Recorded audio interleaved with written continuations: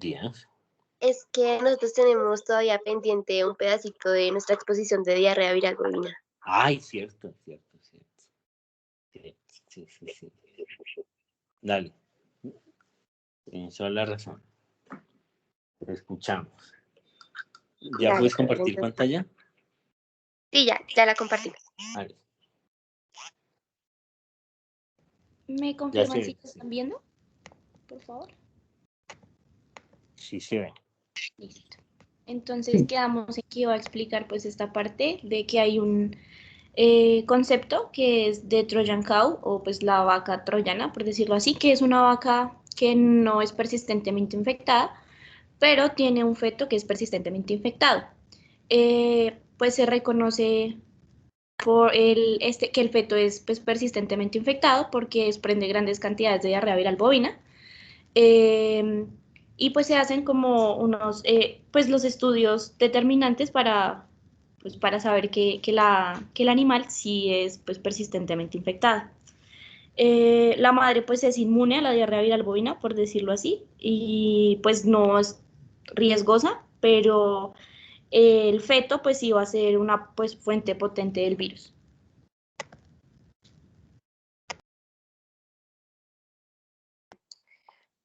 Bueno, en cuanto a las lesiones macroscópicas, bueno, en estas dos imágenes podemos encontrar el intestino delgado. En la primera encontramos el intestino con fibrina, ya que como tal este tipo de enteritis se manifiesta con un daño grave de las porciones vasculares y epiteliales. Se forma un exudado compuesto por material necrótico, fibrina y células inflamatorias que constituyen las membranas que recubren el epitelio intestinal. En cuanto a la siguiente imagen, podemos encontrar pues, el intestino delgado en una condición de enteritis hemorrágica o necrosis, porque, bueno, como tal, este aspecto sanguinolento se puede ver más que todo en ocasiones del proceso agudo de la enfermedad, ya que pues no hay tiempo de que aparezca un proceso inflamatorio. Ya después de eso, pues sí se ocasiona como tal, en la mayor parte de los casos, un exudado inflamatorio. em, que lo que hace es que pues dañe, como tal, haya un daño vascular y epitelial grave.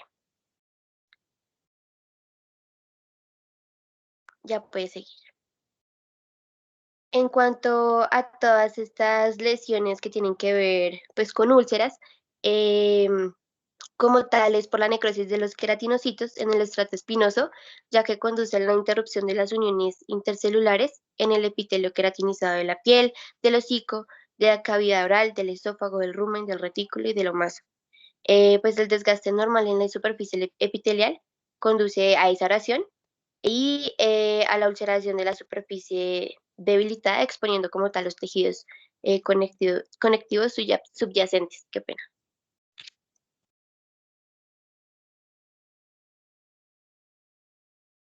También podemos encontrar pues la descarga ocular purulenta y conjuntivitis, pues ya que también este virus se replica en las vías respiratorias superiores y todo lo que tiene que ver con secreciones.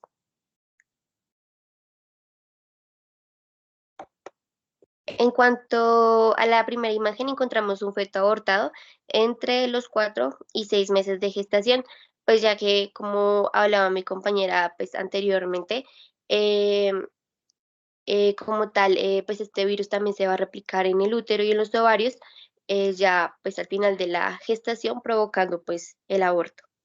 Y en cuanto a la imagen que vemos de la hipoplasia cerebelar, pues esto se da más que todo porque como tal este virus es capaz pues, de cruzar la barrera transplacentaria y pues asimismo la barrera hematoencefálica.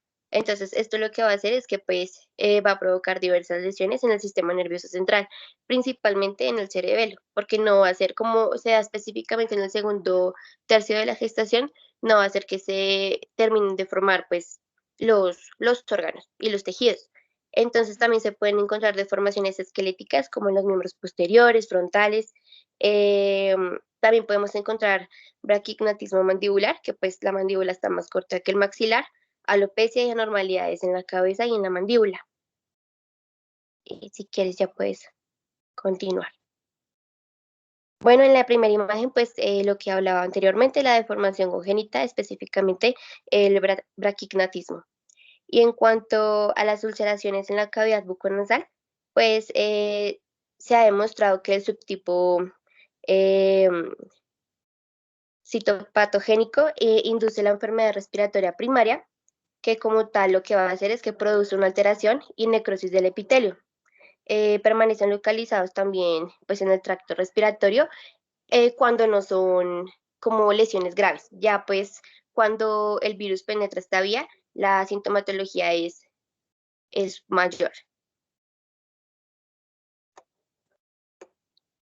Bueno, en cuanto a esta imagen, es la forma trombocitopénica, también como hablaba mi compañera en la fisiopatología, ya que pues como tal, para provocar esta enfermedad, pues el virus tiene que tener como una puerta de entrada al organismo del huésped. Entonces tiene que tener como la afinidad a los receptores de la superficie celular. En este caso serían las células sanguíneas, como los trombocitos, los linfocitos y los leucocitos, que le van a permitir pues penetrar la célula y luego multiplicarse allí. Cuando se multiplica en ese tipo de células que pues ya serían células sensibles, los virus las lisan, provocando esa degeneración y la disminución de dichas células que infectan otras células, pues como tal, pues ocasionando pues la destrucción del tejido.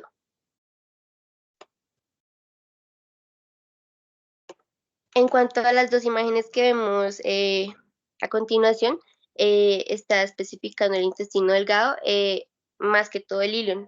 Se encuentra, en la primera imagen se encuentra más que todo la mucosa intestinal con una infiltración linfoide en la lámina propia. Hay necrosis del epitelio y específicamente se dan las criptas. Ahorita vamos a ver una imagen más detallada de eso. Y pues se pueden ver también las criptas distendidas. En el recuadro, si lo pueden ver un poquito, si lo pueden ver como en la esquina, ahí se ve específicamente la atrofia en el tejido linfoide, que es asociado a las placas de Peyer en la submucosa. En la siguiente imagen podemos encontrar también pues el intestino delgado, específicamente el ilion, con el tejido linfoide pues asociado también a las placas de Peyer. También se puede ver una inmunoreactividad en el tejido linfoide, sobre todo en la margen del folículo. Y pues las criptas de la mucosa muestran una hiperplasia de restauración y pues se proyectan sobre el tejido linfoide de la submucosa.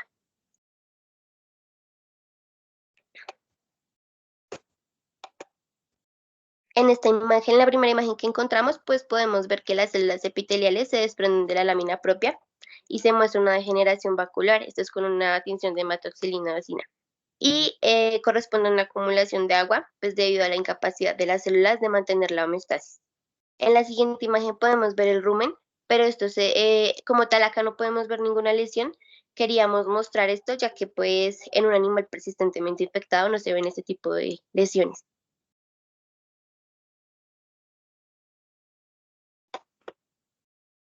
En la siguiente imagen podemos encontrar que hay espacios intersticiales con grupos aislados de células de Leydig, caracterizados por su abundante citoplasma vocalizado.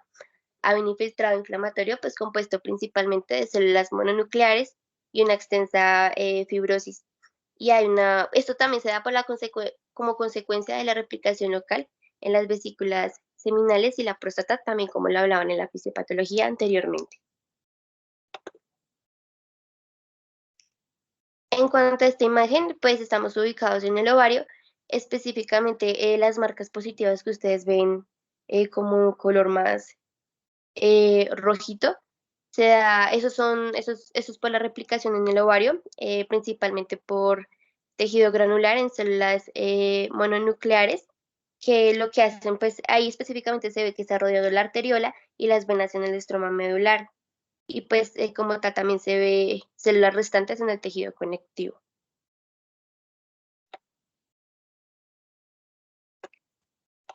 Bueno, en la siguiente imagen podemos encontrar una degeneración y una necrosis en las células miocárdicas. En la imagen de la izquierda podemos ver como tal esta condición y se debe a que el virus pues, tiene tropismo por las células altamente mitóticas, como lo son las células cardíacas. El virus experimenta múltiples ciclos de replicación, lo que da como resultado la muerte de la célula huésped. Y pues esto como tal también se veía en la literatura, que actúa como una fábrica para la producción viral. En la imagen de la derecha encontramos una prueba histoquímica que se hizo para comprobar pues dichas degeneración y necrosis de las células miocárdicas.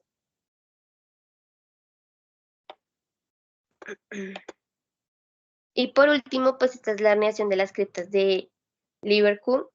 Eh, Como tal, lo que hay es una alteración de la morfología de los folículos en las placas de Peyer. Hay una presencia de exudado en glándulas, lo cual le da la coloración como basofílica por el infiltrado de las células inflamatorias. Esto por lo general es lo que produce una isquemia que con el tiempo desarrolla una necrosis. Entonces, esto se puede ver pues como tal anclado a la primera imagen que pues había mostrado.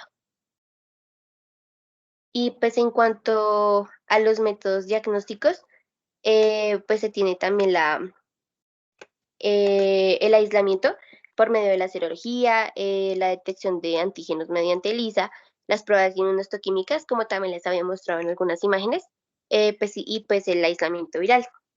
También pues leíamos en cuanto a la literatura que desde el punto de vista clínico es muy difícil establecer una diferenciación entre las enfermedades que producen erosiones de la mucosa bucal, así sea con la necropsia, porque ya se puede confundir con fiebre aftosa o con la peste bovina.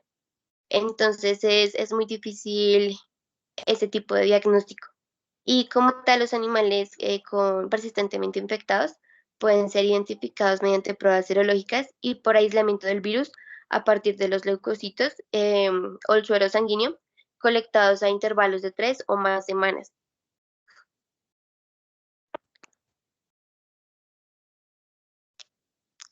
Y ya, eso sería todo. Gracias. Eso, muy bien.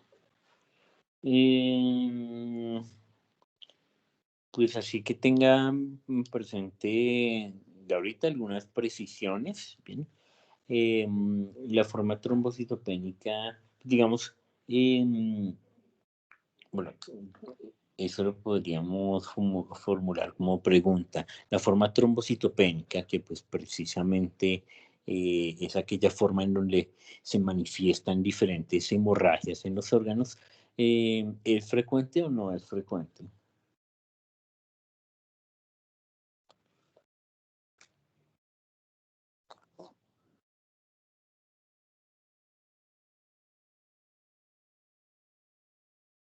¿Aló?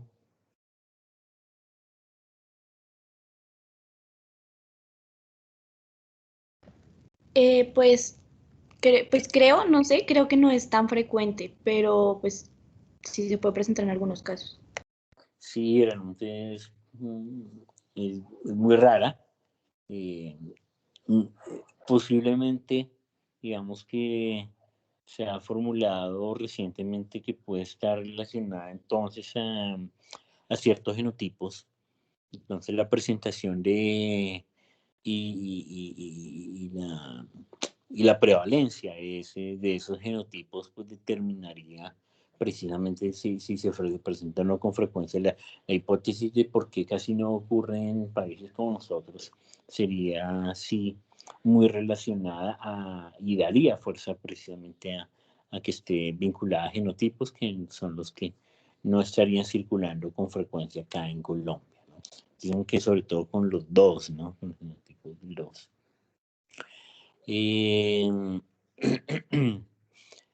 Digamos que pasa en algunos casos con esta forma trombocitopénica, digamos que tú lo empiezas a explicar bien hasta el momento cuando hay una disminución de los trombocitos o plaquetas y por ende pues no se puede generar ese tapón primario de la hemostasis, pero eso no es la explicación de una destrucción del tejido, ¿no? No, simplemente es que no se forma un tapón plaquetario, con lo cual se favorecen las hemorragias, ¿no? La destrucción del tejido realmente no aplicaría para este caso, sí aplicaría pues para la forma clásica, con una forma de lesión de los queratinocitos, como bien se decía, pero no aquí, ¿no? O de los linfocitos, pues en el caso de las placas de Peyer. También, pues bueno, una pregunta, dice, ¿el virus tiene entonces un tropismo especial? por las células que son mitóticamente activas. Hasta ahí, pues, eso es muy cierto.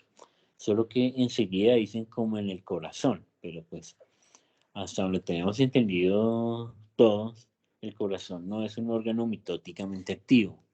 Entonces, ¿cómo es ahí?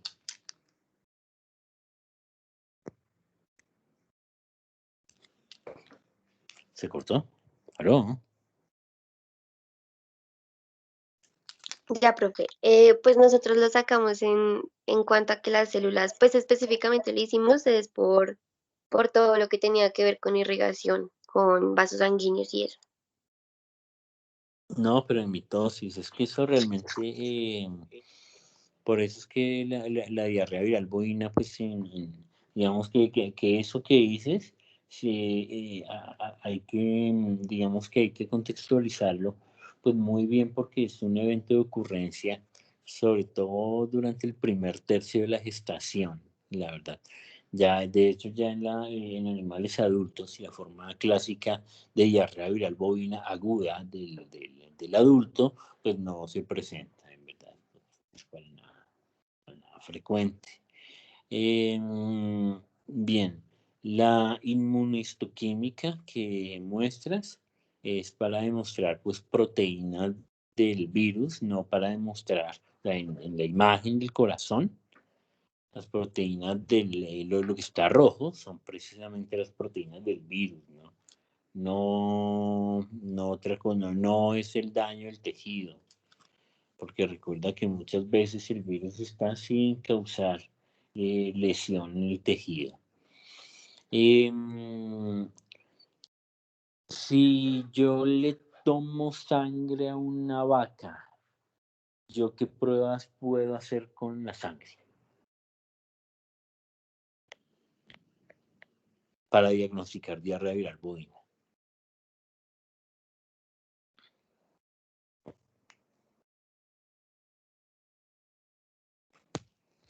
También se pueden ver, no es tan frecuente, pero sí se podrían ver los cambios como la trombocitopenia. Sí, o sea, un cuadro hemático. Tú dices un cuadro hemático para ver trombocitopenia. Listo, un cuadro hemático se le puede hacer para ver trombocitopenia. O sea, que las plaquetas estén bajitas, válido. ¿Qué otra prueba le puedo hacer además del cuadro hemático? Porque un cuadro hemático es muy inespecífico. De las que dijiste.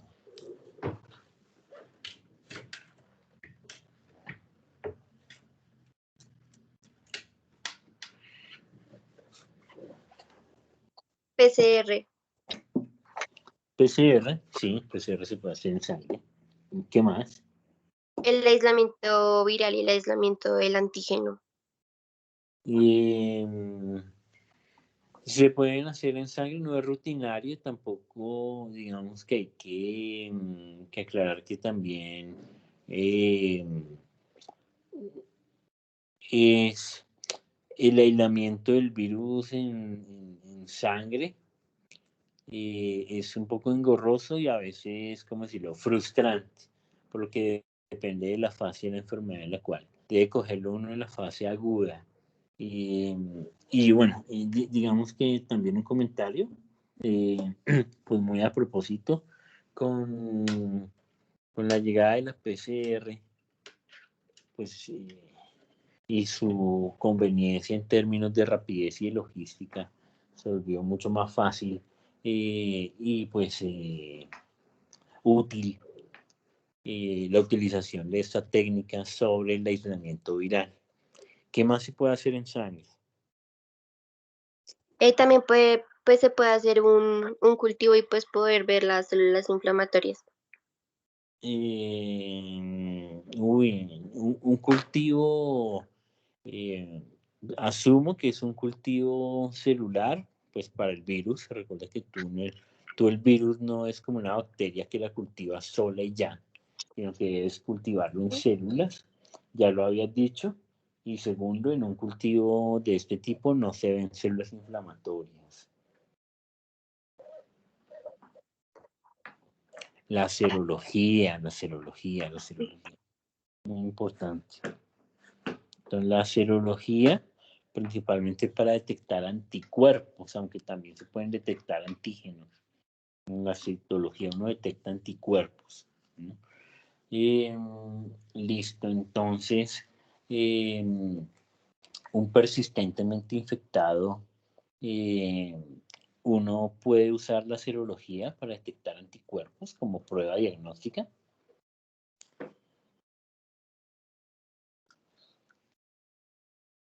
Sí, profe, pero pues eso tiene que ser, como había dicho, que tiene que ser en intervalos de 3 o más semanas. Se tiene que tener como un seguimiento, pero sí Bueno, se puede. no. Un persistentemente infectado, No, porque no pues presentan cuerpo. uno le puede hacer la prueba, pero siempre va a salir negativo, porque recuerden que él no monta anticuerpos para el virus. Entonces, eso, o sea, la prueba de serología para anticuerpos, uno se la puede hacer a una vaca que haya sufrido la infección aguda, ¿sí? Normal, con la infección aguda clásica, ¿sí? Pero el persistentemente infectado no sirve. Al persistentemente infectado toca es hacer la PCR. La vaca troyana, en cuanto a la vaca troyana, a la vaca troyana yo le puedo hacer PCR en sangre para ver si tiene el virus y qué va a salir, sale positivo o sale negativo. Pues lo que nosotras entendimos es que, pues digamos, se le puede hacer, pero pues pues la vaca como tal no, o sea, No no tiene el presenta virus. la enfermedad. O sea, sí, exacto. Y el feto es el que pues se le puede hacer el PCR y va a salir pues va a salir positivo para ser persistentemente infectado. Sí. A ver, ¿y cómo es eso de que la vaca no tiene el virus y el feto sí? Entonces, ¿cómo se contagió el feto?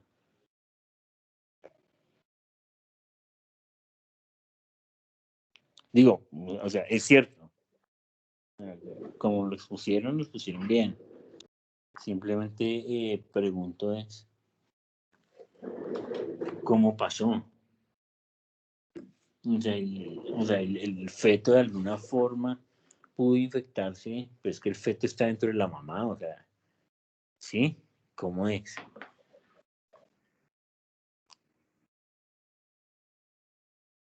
Pues lo que tenemos entendido es que cuando, o sea, cuando como tal se infecta por medio de la barrera transplacentaria, si se afecta en el primer tercio de la gestación, no va a pasar, ese va a ser un persistentemente infectado porque como se está todavía formando el sistema inmune, pues va a provocar una inmunidad natural. Pero ya después en el segundo y tercer tercio, Un sí es cuando va a provocar reconocimiento.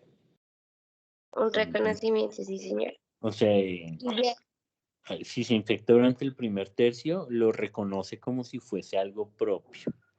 No inmunidad Sí. natural, porque quiere decir que inmunidad natural sí le monta respuesta inmune. No, sería más un reconocimiento como propio, ¿sí? Eso sí. Sí, pero pues bueno, ahí realmente no me explicaste el por qué la mamá no y el feto sí.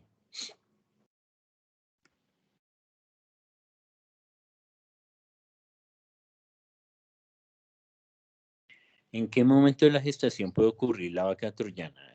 ¿Al primer, al segundo o al tercer tercio?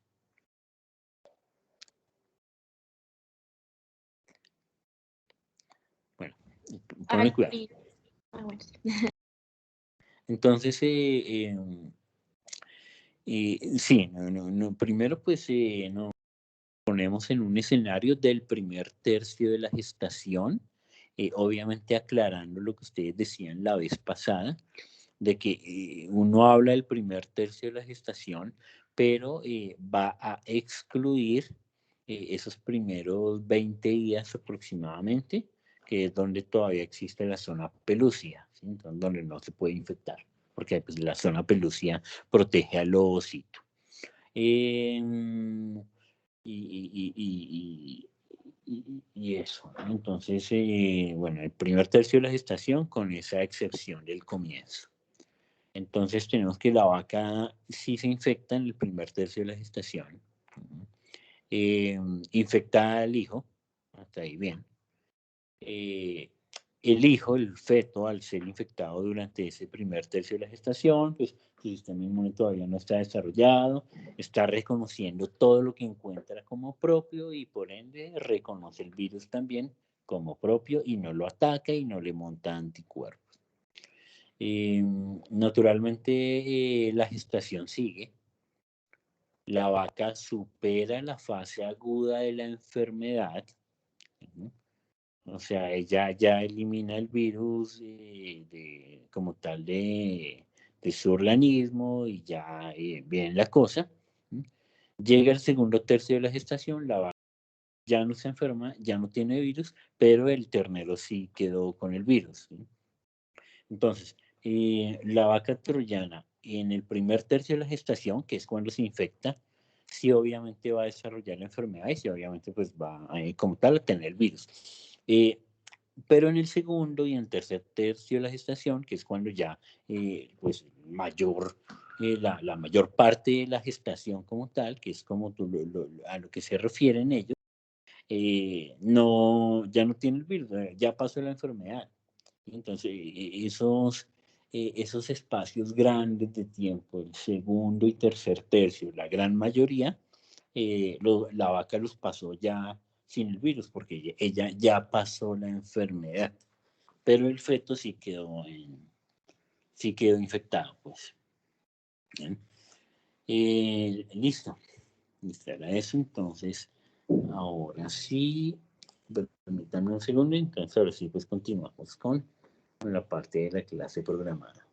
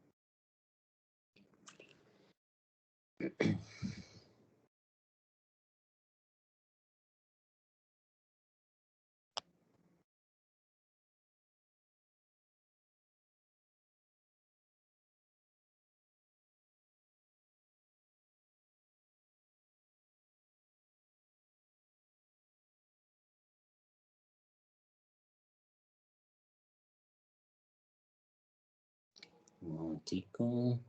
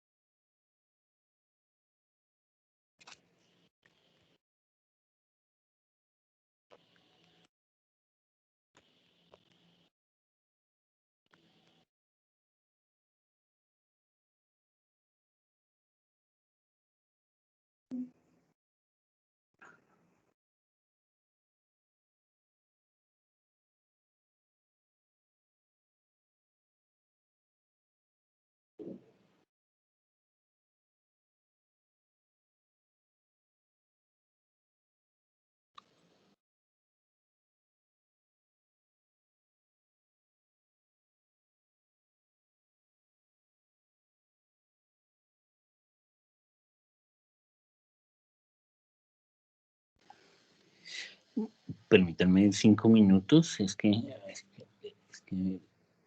desde esta mañana me ha molestado como de a ratos acá el internet del computador. Denme 5 minutos.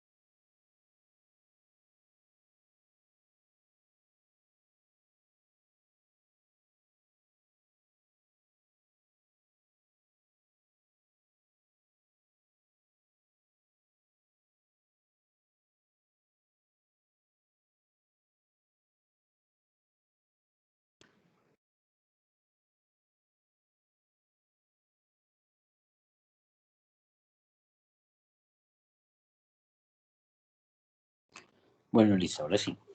Así ya solucionado el problema.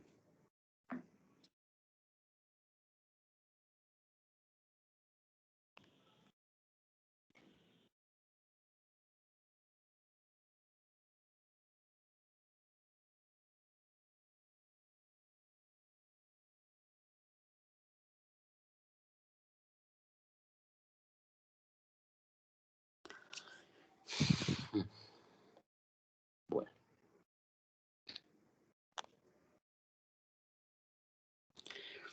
Entonces, pues nos compete hablar los aspectos más importantes de las patologías del hígado. Naturalmente, pues, y para ser sincero, como siempre, ¿no? Al igual que todo esto es un universo y pues bueno, uno menciona aquellas enfermedades y sus aspectos más relevantes, pero pues esto es una puerta abierta a una cantidad de información que es inmensa y que pues ustedes quedan en disposición para consultar y ampliar obviamente pues la temática aquí expuesta. Eh, Inicialmente, pues, recordar algunos aspectos histológicos, fisiológicos de lo que es el hígado, cómo se organiza, cuáles son sus funciones, ¿cierto? Vamos inicialmente a mencionar que tenemos 4 regiones en el hígado. Entonces tenemos una primera región que llamamos la región portal, la zona portal o tracto portal. Portal de puerta, ¿no? Porque es allí donde es como la puerta para que llegue la sangre y para que salga la bilis. Allí justamente existen 3 estructuras, no son las únicas, pero sí son pues las más importantes. Tenemos una arteria, una vena y un conducto biliar. El conjunto de estas 3 estructuras, pues de manera un poco obvia, pero pues se menciona. Entonces, la tríada portal está dentro de la zona portal. Obviamente, pues hay más estructuras aquí, además de la arteria, la vena y el conducto biliar. Entonces, por ejemplo, tenemos tejido conectivo, aquí tenemos nervios, aquí tenemos vasos linfáticos. Bueno, acá tenemos un conjunto de estructuras adicionales, pero estas son las más importantes, ¿no?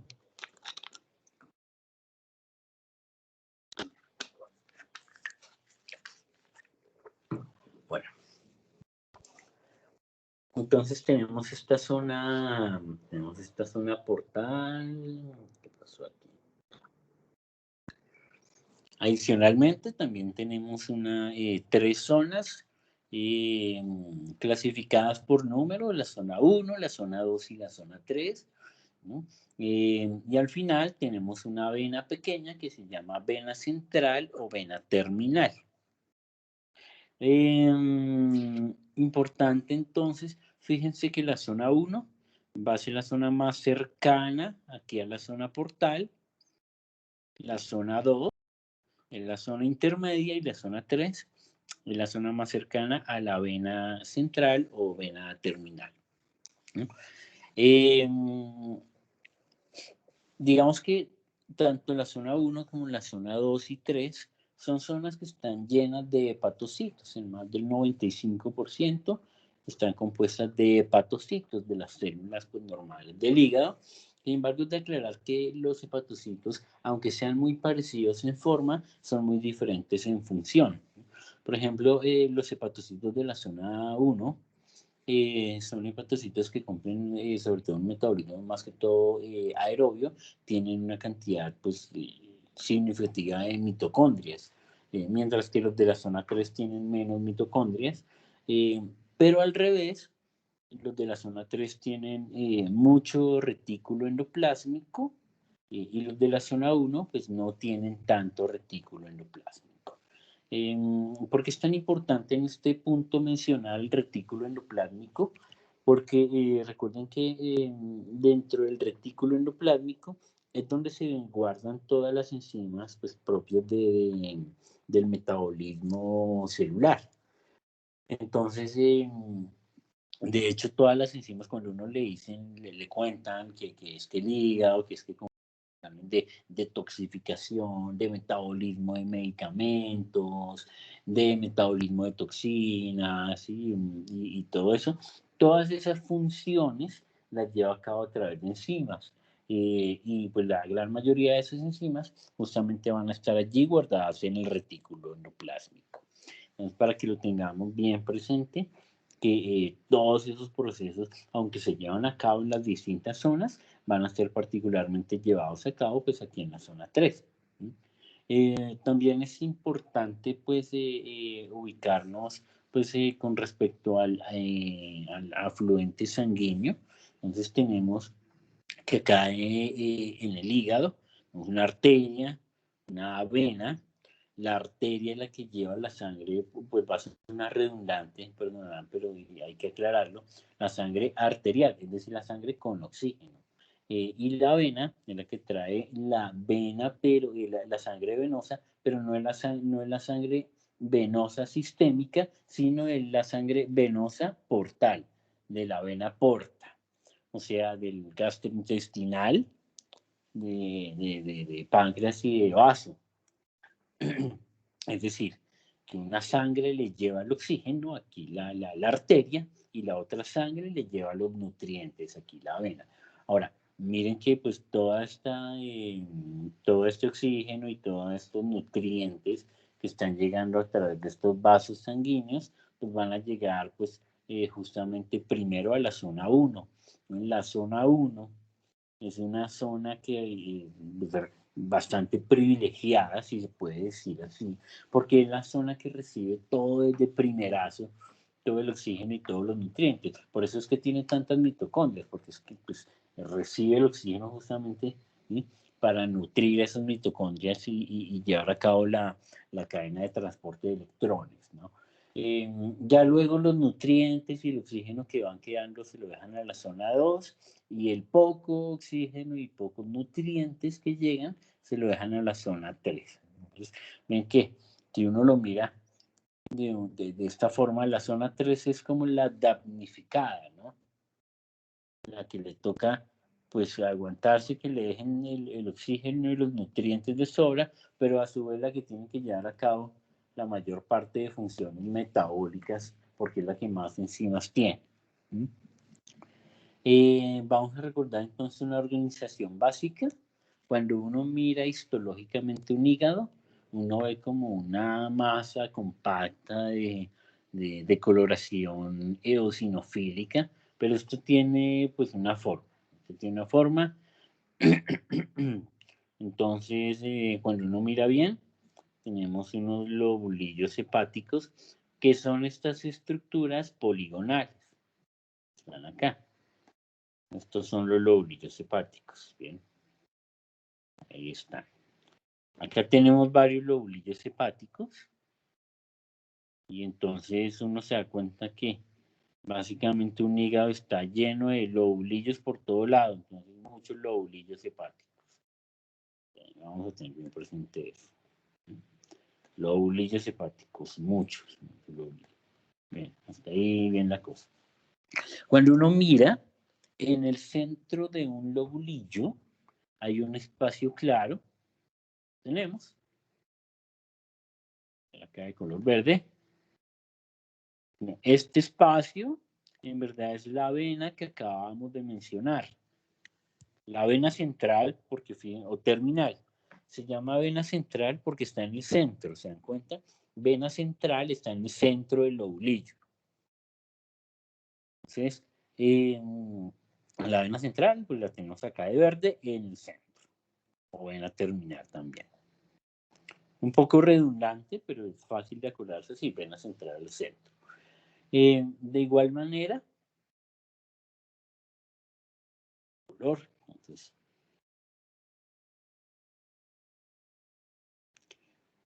en las esquinas, o bueno, en la periferia mejor. En la periferia lo que incluye esquinas. Entonces, vamos a ver que en las esquinas, en la periferia, tenemos otras estructuras. Entonces, ¿qué estructuras tenemos aquí en la periferia? Tenemos las tríadas portales. Fíjense cómo nos empezamos a ubicar con respecto a la anterior, ¿no? También. En la periferia del lobulillo tenemos tríadas portales. En el centro, vena central o vena terminal. Aquí de azul clarito, las tríadas, ¿no?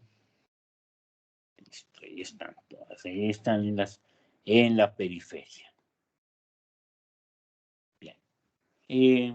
Y ahora sí, pues cuando ya tenemos ubicado el lobulillo, esa estructura poliédrica, en el centro la vena terminal o central, en la periferia las tríadas.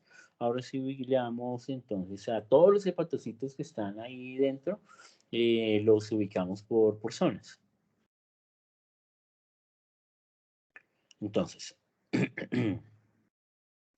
tenemos la zona 1, y fíjense, la zona 1 entonces va a quedar bien cerca, aquí bien cerca a la tríada. Luego está la zona 2, en regiones intermedias habíamos dicho. Y al final está la zona 3. Fíjense la zona 3. queda cerca a la vena central. En el otro lado lo mismo, está la zona 1, luego la zona 2 y luego la zona 3. Así siempre la distribución. La zona 1 es hacia la periferia. La zona 3 es hacia el centro. Así es como funciona. Entonces así se distribuyen las distintas zonas dentro de un lobulillo. Fíjense, zona 1 cerca a la triada, zona 3 cerca a la vena, zona 2 son regiones intermedias, aquí las tenemos, zona 1, zona 2 y zona 3. Entonces vamos a tener presente el flujo de la sangre, cómo la sangre fluye de la arteria a la vena hacia la zona 1, 2 y 3 respectivamente. Puede fluir de manera directa o discurriendo un poco por la periferia del órgano. Dense cuenta, miren, ocurre de manera, entonces ocurre de manera directa, miren cómo la sangre fluye de la triada hacia el centro, o discurre un poco por la periferia, pero igual, miren, a pesar de que discurra un poco, va desde la triada portal hacia la vena, ¿sí? Así va la sangre. Mientras que la bilis va al revés, la bilis va saliendo. La bilis iría del centro a la periferia. Nuevamente, miren, la sangre va desde la periferia hacia el centro, o sea, desde las triadas hacia la vena.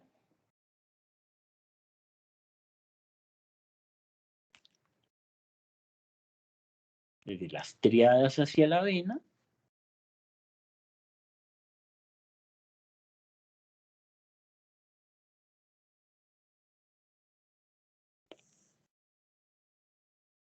La bilis va al revés. Entonces, la bilis va desde la parte central hacia la parte periférica, ¿no?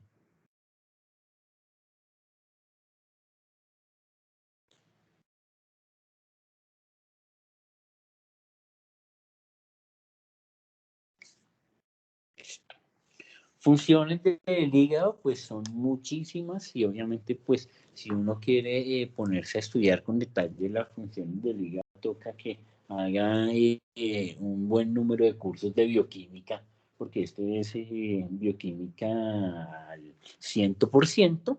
En términos generales pues tenemos que el hígado se encarga de remover productos tóxicos, remover toxinas, metabolizar ciertos medicamentos o ciertos productos exógenos. Entonces, cuando uno le dicen en farmacología que tal medicamento se metaboliza en el hígado y se elimina por el riñón, quiere decir que en la mayoría de las veces que se refiere a que se inactiva en el hígado y luego se elimina así por vía urinaria. Nuevamente, para hacer una relación con lo que se citaba anteriormente, pues indicar que la mayoría justamente de esos procesos de metabolismo de fármacos, de inactivación de tóxicos y toxinas, se va a llevar a cabo aquí en la zona 3, bueno, zona 2 y 3, para decirlo correctamente. Porque la zona 2 y 3 son aquellas que más número de enzimas en su retículo endoplásmico tienen. Entonces en la zona 2 y 3. Se encarga de almacenar por un periodo determinado de tiempo ciertas sustancias, ciertos nutrientes como azúcares, lo hace principalmente en la forma de glicógeno, que es una fuente pues, disponible rápida de energía, pero también se encarga de almacenar triglicéridos y colesterol, como pasa en el caso de los lípidos, o proteínas en el citoplasma de los hepatocitos. Metabolismo intermedio, ya que el hígado es capaz de llevar a cabo numerosas rutas metabólicas que permiten la descomposición de moléculas complejas y la utilización o almacenamiento de moléculas simples. El hígado es la principal fábrica de proteínas del cuerpo. Por eso se debe tener siempre muy presente que en casos de enfermedad hepática es bastante común que las proteínas de una se bajen porque no hay quien las produzca. Entonces la principal fábrica de proteínas del cuerpo, el hígado. Y pues obviamente proteínas, muchas, y cada una con su función en específico.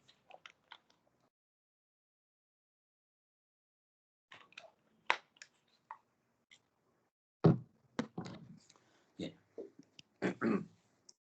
El hígado se encarga, digamos que, colaborar en la respuesta inmunológica frente a distintos microorganismos circulantes, especialmente bacterias. Y para entender esto, pues hay que recordar que el hígado tiene en su interior una población especialmente de macrófagos. Macrófagos que son pues bastante eficientes en su función y son capaces de detectar pues, agentes infecciosos, fagocitarlos, destruirlos y generar presentación de antígenos. Entonces esa población de macrófagos que ya vamos a ver se llaman las células de Kupffer, son capaces de colaborar con la respuesta inmunológica del hígado, las células de Kupffer, así se llaman. Muchas de las proteínas que produce el hígado tienen una función en específico. Por ejemplo, hay un grupo que tiene una función relativa a la coagulación. Las proteínas del sistema coagulativo son producidas por el hígado, justamente, digamos que por eso también se entiende que a veces cuando hay casos de enfermedad hepática, no solo hay hipoproteinemia, sino también a veces hay mucho sangrado y es precisamente por eso, porque hay una carencia de las proteínas de la coagulación. No hay quien las produzca. Se encarga de la producción de bilis, ¿sí? Digamos que la vesícula biliar la almacena, pero el hígado la produce. Ustedes saben que la bilis es necesaria para el proceso de emulsificación de las grasas a nivel intestinal, con lo cual se mejora pues, la acción enzimática de las lipasas. Es muy importante la bilis entonces para la digestión de las grasas.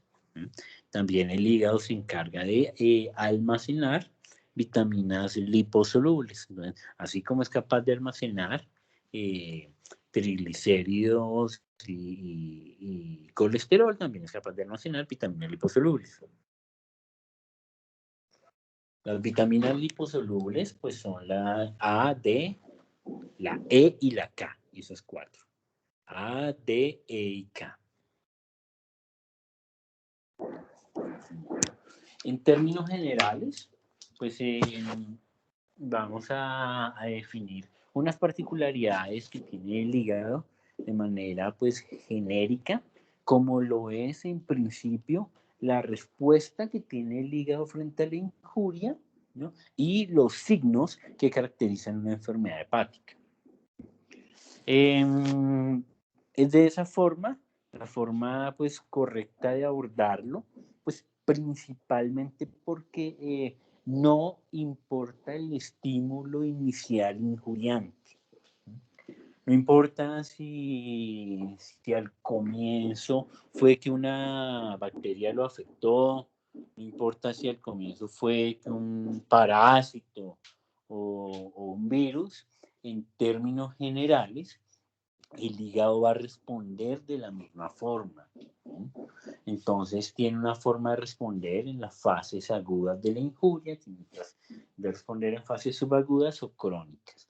Pero es importante tener en cuenta eso, ¿no? De manera pues inespecífica ante la injuria, él responde de la misma forma, ¿no? Entonces, desde las formas agudas y subagudas, el hígado siempre va a tratar de responder en forma de regeneración. Recordemos que diferencia entre regeneración y reparación. Entonces, vamos a recordar que la regeneración es que se pierden unas células y se reponen células de ese mismo tipo. O sea, si se perdieron células epiteliales, se reponen células epiteliales también.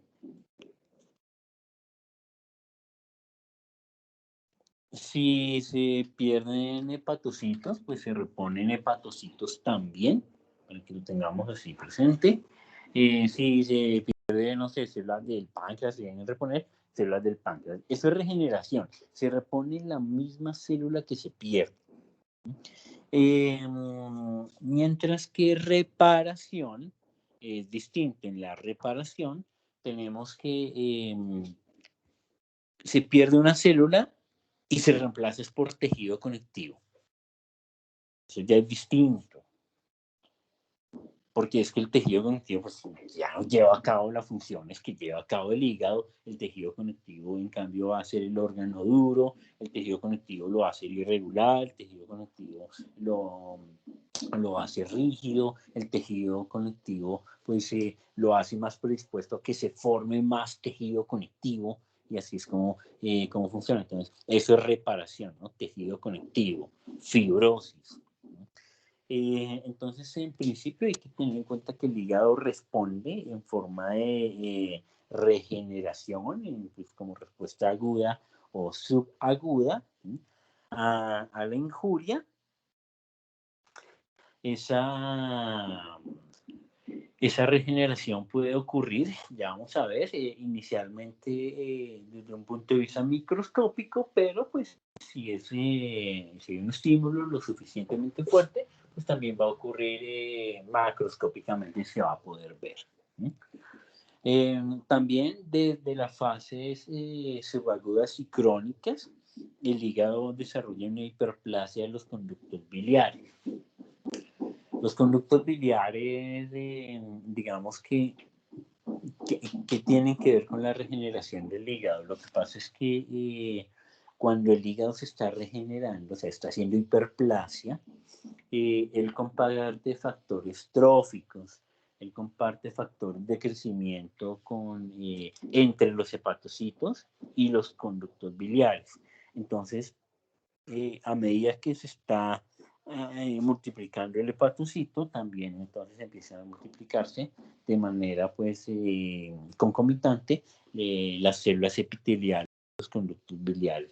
Es bastante común que lo hagan, ¿no? Entonces, pero se debe entender que no necesariamente es en respuesta a un daño al conducto biliar o la vesícula, sino es una respuesta inespecífica.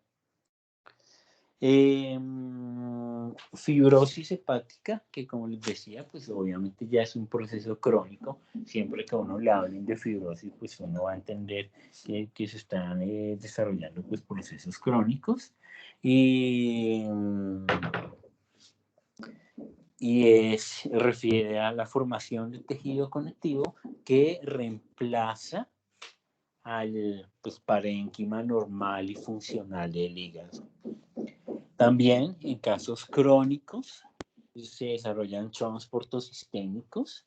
¿Qué es eso de shunts portosistémicos? Son vasos sanguíneos. Son vasos sanguíneos. Entonces, son vasos sanguíneos que se forman con el objetivo de desviar la sangre.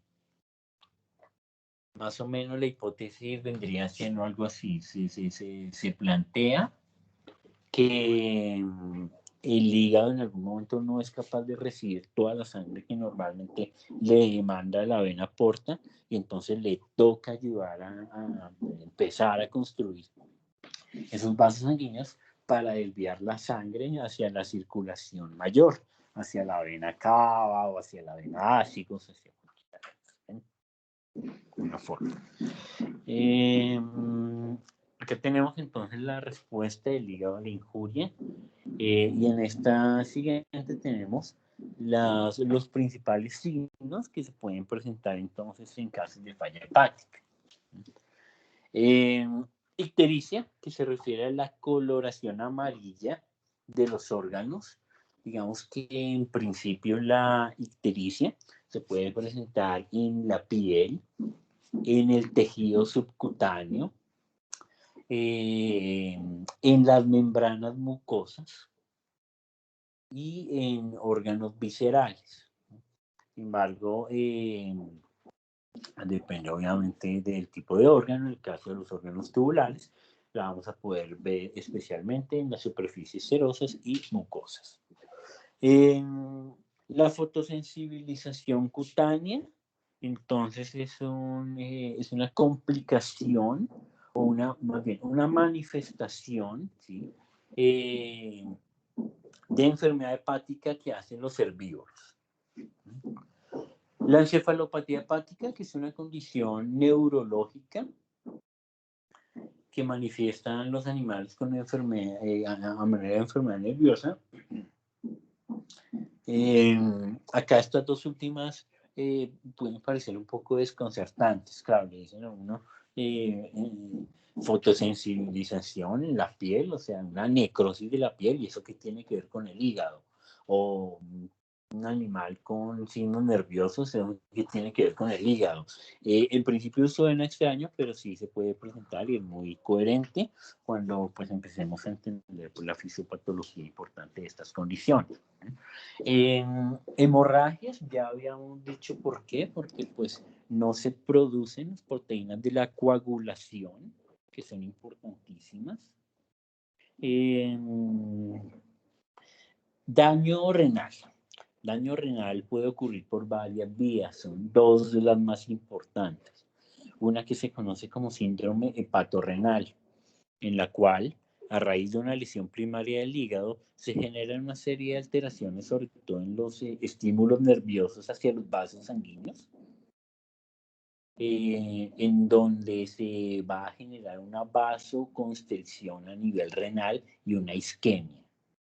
Esa es como la principal, ¿no? La que más se presenta. Entonces, como a partir de una enfermedad hepática, pues se pueden presentar enfermedades renales, es justamente por el desarrollo de esta isquemia.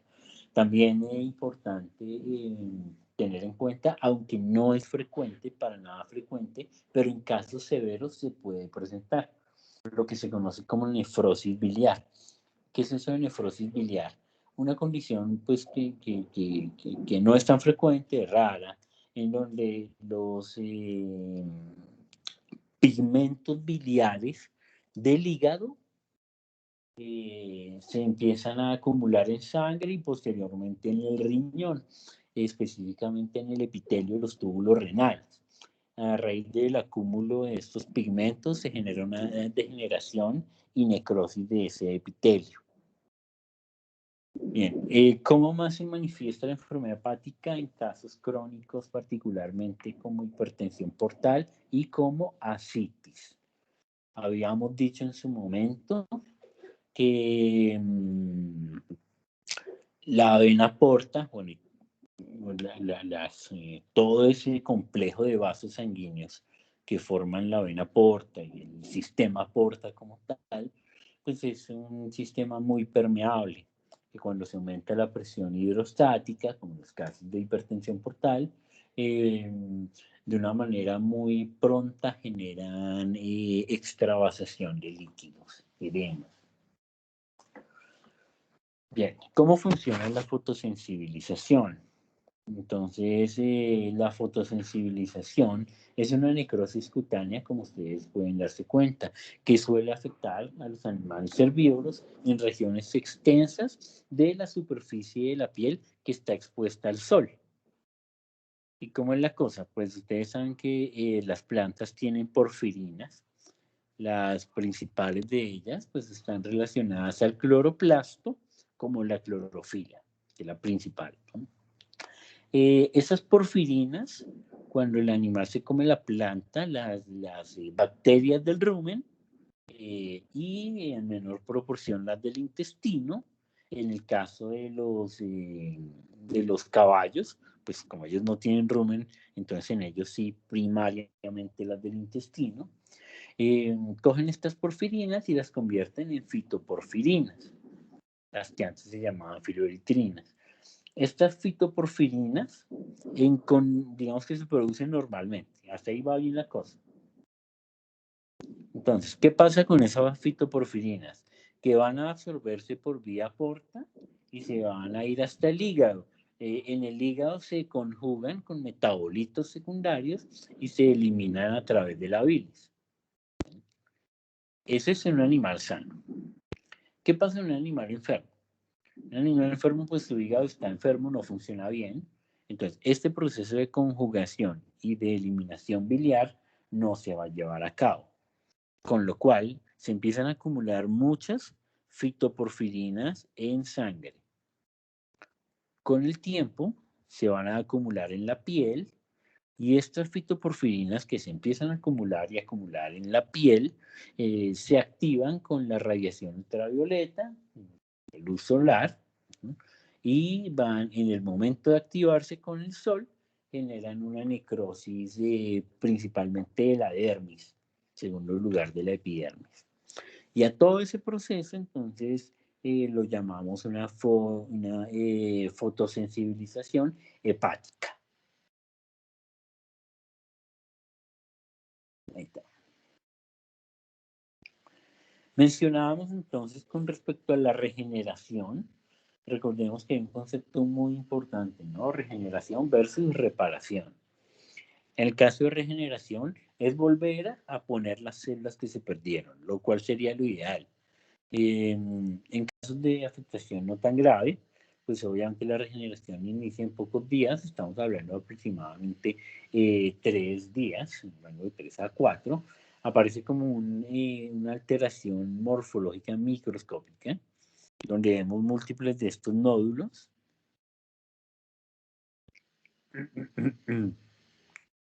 Y cada uno de estos nódulos es un nódulo regenerativo.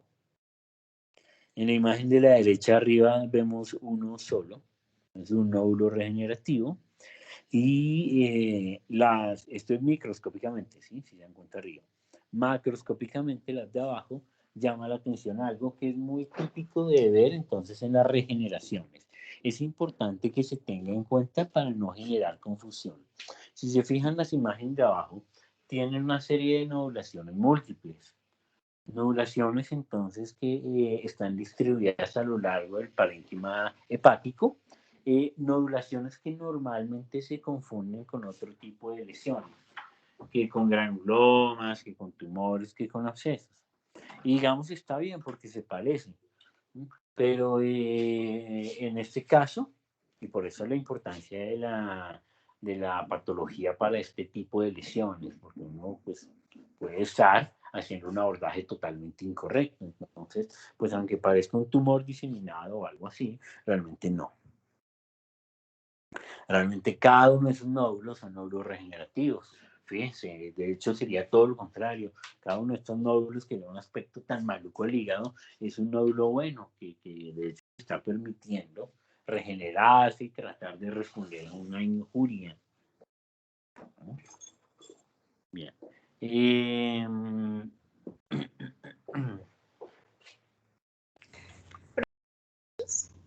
Dime. Lo que pasa es que yo no entendí cuándo en el hígado se hace reparación para que llegue a fibrosis. Normalmente depende de la gravedad y de la extensión, siempre. Digamos que aquí el mejor ejemplo es las personas que consumen licor, alcohol. Entonces se sabe que si se consume, bueno, se supone que si son unas dosis muy moderadas, yo no sé si lo que se aconseja son 2 copas de vino, algo así, pues bien, no pasa nada.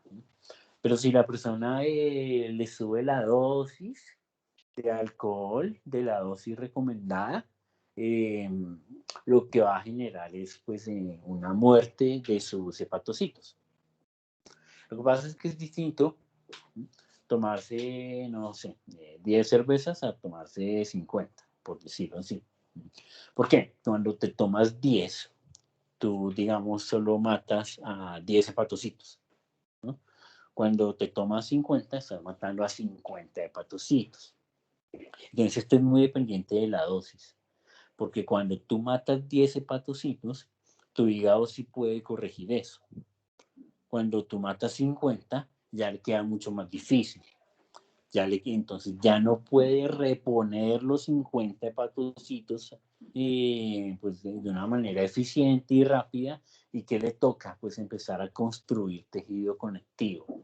Entonces, en términos generales, frente a cualquier injuria, la posibilidad de que se regenere o se repare, es decir, de que se vuelvan a formar células normales o de que se forme tejido conectivo, depende de la cantidad, de la gravedad de esa injuria. Entonces, digamos que van muy relacionadas, las causas son las mismas. Y vamos a ver, van a haber muchas causas de lesión hepática. Algunas de ellas ya las empezamos a ver hoy. Y a veces se regenera el hígado, bien, ¿sabes? Pero a veces no alcanza, fue muy grave el daño y fue tejido conectivo, lo cual pues desafortunadamente representa una irreversibilidad, porque ya una vez se forma tejido conectivo, ya no hay nada que hacer. Ahora, digamos que no quiere decir que el hígado no lo intente. De hecho, cuando se forma tejido conectivo, el hígado también está intentando pues recuperarse y también está haciendo hiperplasia, pero pues obviamente cuando estamos en el escenario de formación de tejido conectivo, cuando estamos en el escenario de una fibrosis, pues estamos obviamente en un escenario pues de una lesión ya irreversible. La fibrosis que queda en el hígado, ahí queda para siempre, ¿no? Lo que le pasa entonces a la persona alcohólica que pues no le progresó tanto la enfermedad, ¿sí? Que dice, bueno, usted tiene una cirrosis, pero es muy leve. Cuídese porque si deja de tomar, bien, la cirrosis le va a progresar más lento, pero si sigue tomando, le va a progresar más rápido. Entonces siempre son los mismos estímulos, pero son dependientes de la dosis, de la magnitud del estímulo. Listo, profe, gracias.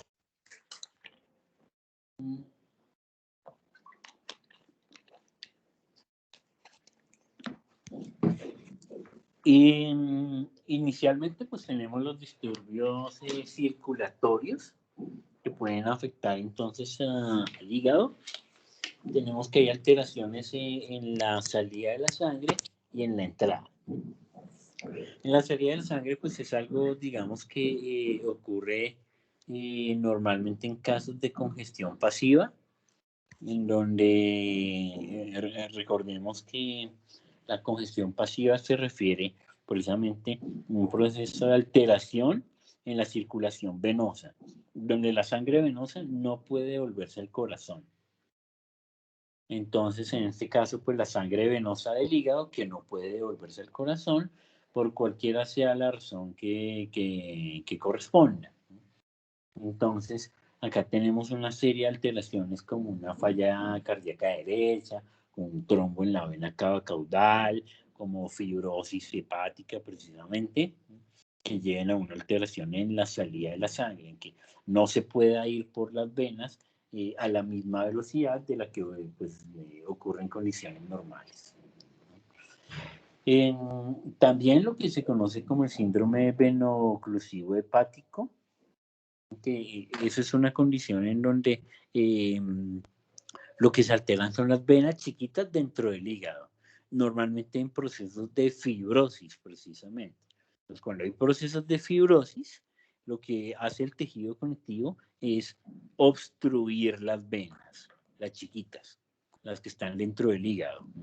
Entonces, usualmente es en casos de una fibrosis extensa, en donde se obstruyan los vasos pequeños de distintos lóbulos hepáticos, y esta fibrosis y esa obstrucción impide que la sangre venosa salga a la misma velocidad que normalmente debe salir.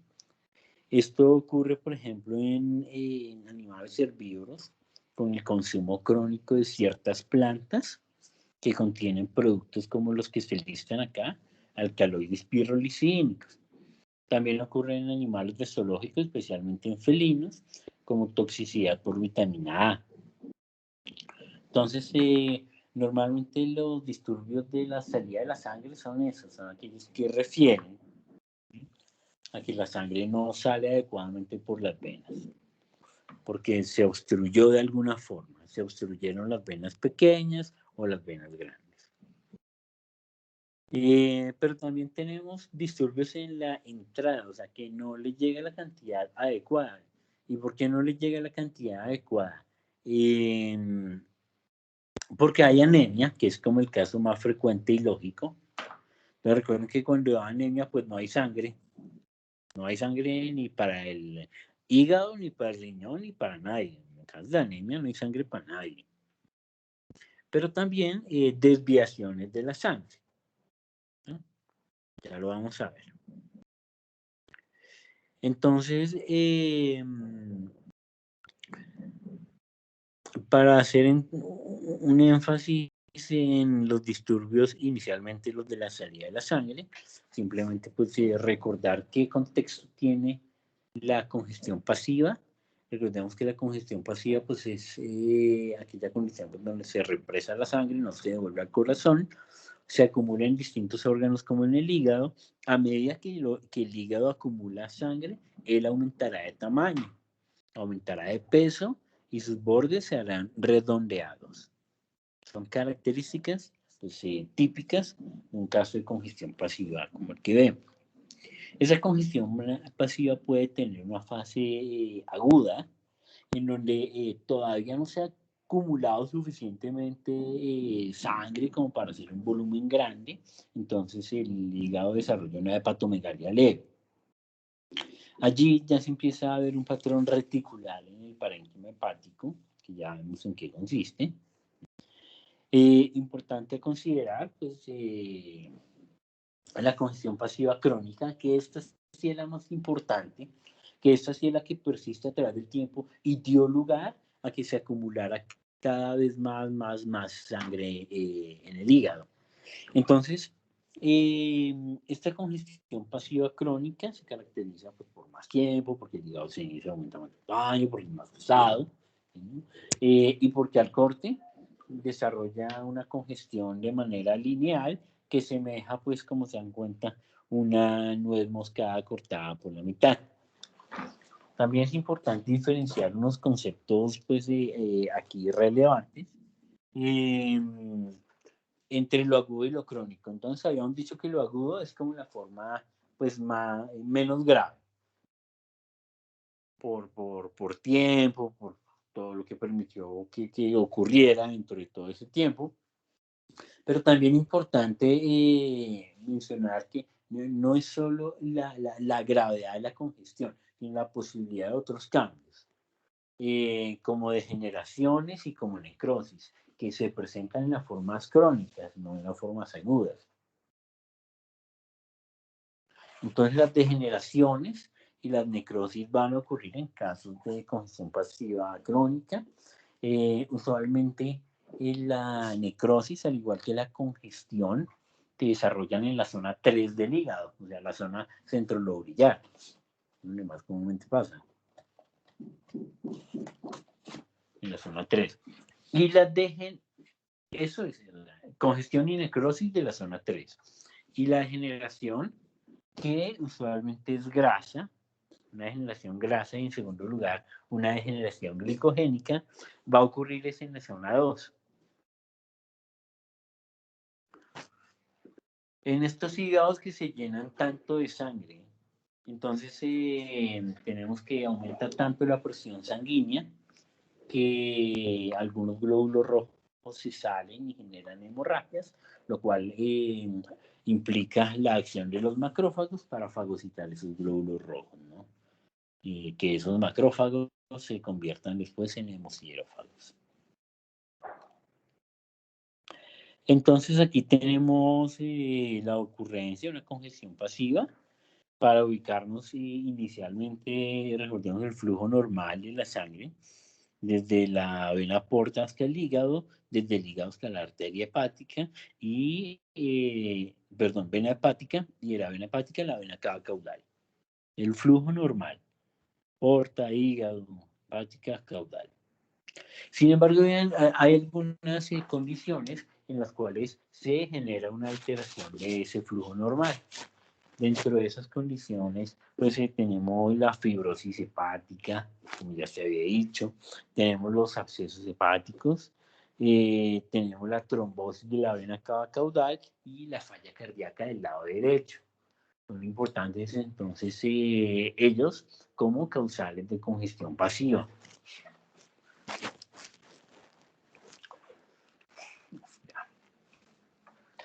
Y en cuanto a los disturbios en la entrada de la sangre, pues tenemos, como se había dicho, ¿por qué no llega sangre al hígado? Pues desde lo más fácil, que es que no hay sangre, o sea, hay una anemia.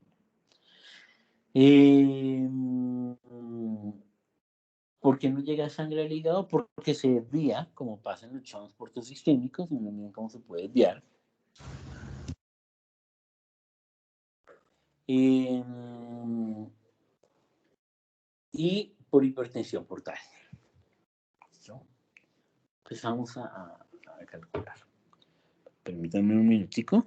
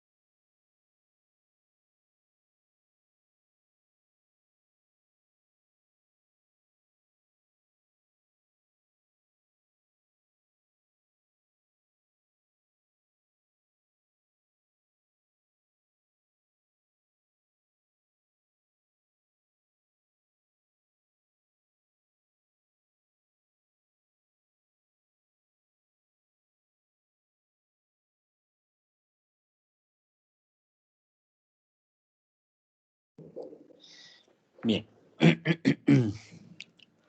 La hipertensión portal es básicamente, pues como su nombre lo dice, un aumento de la presión sanguínea en todo ese sistema de venas que constituye el sistema porta. Son muchas las causas que pueden originar hipertensión portal.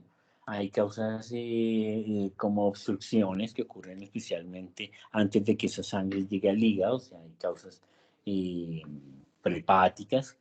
Con frecuencia, la mayoría de las veces son afectaciones primarias del hígado que cursen con fibrosis, fíjense, entonces daños crónicos, o en algunos casos, pues puede ser ya después de ese flujo normal sanguíneo en algún tipo de obstrucción sistémica. Acá el mejor ejemplo entonces con una obstrucción, fíjense cómo tenemos pues acá un ejemplo de un fenómeno obstructivo en la vena porta, lo cual pues obviamente tapa, no deja pasar la sangre, se acumula en la sangre y esa sangre acumulada es la que empieza a generar un aumento de la presión hidrostática. Inmediatamente, que se debe tener muy presente, recuerden que cuando se aumenta la presión hidrostática en un vaso sanguíneo, los fluidos se salen, ¿no? O sea, hay edema por aumento de la presión hidrostática. Entonces los fluidos se salen. Ese va a ser el problema acá.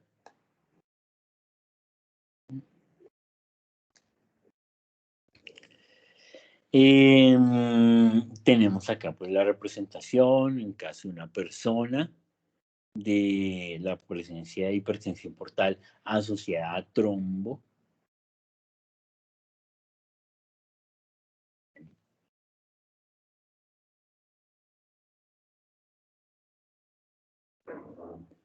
¿Y cómo más puede entonces haber una alteración en el ingreso de sangre? Pues, como les decía, por desvío. Puede que haya la sangre en la cantidad suficiente, pero no esté llegando al hígado. Entonces, fíjense una cosa, acá en el esquema, lo que se quiere mostrar es, aquí en azul estaría la vena porta normal, ¿no? Y lo que señala las flechas amarillas sería entonces un vaso sanguíneo que está desviando la sangre. Importante este vaso sanguíneo, porque es una de las causas más frecuentes. La desviación por vasos sanguíneos que son normales en la vida fetal, pero son completamente anormales ya una vez el animal ha nacido. ¿Qué tiene que ver este vaso sanguíneo con el metabolismo hepático? ¿Cómo esto genera alteraciones sistémicas y demás? Pues lo vamos a ver ya en la otra clase. Pero acá es importante, tenemos en cuenta, vean, la desviación, miren, no coge por la porta, coge por ese nuevo vaso sanguíneo. Y obviamente no le está llegando sangre al hígado, la flecha amarilla es la sangre.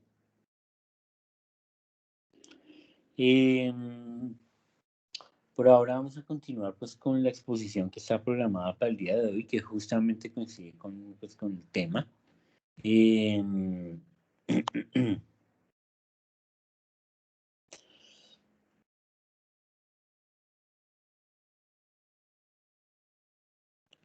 Entonces...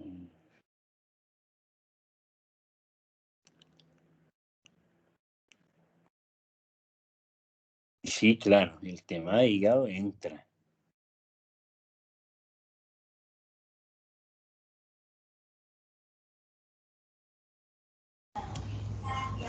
Hola, profe. Ya comparto pantalla, bueno. Fabiana, Alejandra, Valentina, ¿están? Sí, profe, ¿me escuchas? Sí. Ya, dame 2 segundos y ya comparto pantalla.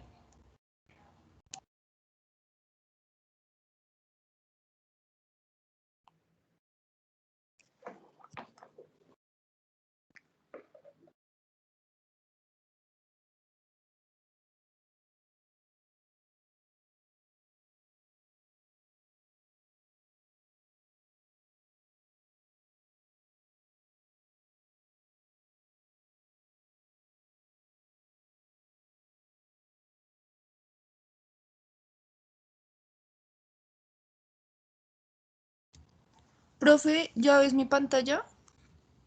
Sí, sí se ve. Perfecto. Listo. Buenos días. Nosotras vamos a hablar acerca de fasciola hepática. Mi grupo pues está conformado por Valentina Sánchez, Alejandra Briceño y quien les habla, Fabiana Romero. Entonces, bueno, como primera parte, las generalidades. Entonces, bueno, la fasciolosis es una zoonosis parasitaria que es causada por un trematodo hermafrodita llamado pues fasciola hepática. Este afecta principalmente el ganado ovino, bovino, caprino, porcino, equino y otros animales herbívoros. Y también accidentalmente afecta al hombre. La infección masiva en las ovejas, en el caso de las ovejas, suele causarles la muerte. Además, se han registrado pérdidas económicas cuantiosas por el decomiso de los hígados que fueron parasitados y la baja en la producción tanto de carne como de leche. Bueno, la etiología. La fasciola adulta es un parásito que es aplanado, es de forma lanceolada como una hoja. Es color café, mide alrededor de 3 por 1,5 centímetros.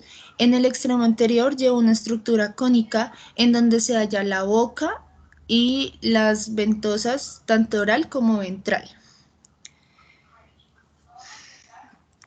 Bueno, las formas, bueno, hablando un poco del potencial biótico de esta, pues digamos las fases larvarias se multiplican muy fácilmente. Eso quiere decir como que el potencial biótico es enorme, o sea, considerando que a partir, digamos, de un solo huevo fértil se producen miles de formas infectantes, las que se distribuyen por acequias y canales de riego, quedando adheridas sobre las hojas de las lechugas, la alfalfa y pues otras plantas que consumen estos animales. También se quedan en los pastizales y el agua para beber. Y pues finalmente pues llegan al ganado y a los seres humanos en forma accidental. La existencia de la fasciole hepática está ligada a la existencia de los caracoles del género Limnae, que es ese que está en la foto, que actúan como hospedadores intermediarios. Ellos viven en las orillas de los riachuelos, charcos, praderas inundadas.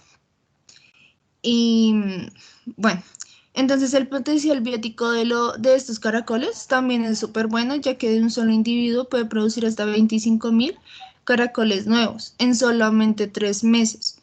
Y principalmente cuando la temperatura es como cercana a 22 grados centígrados y tienen muy buena humedad.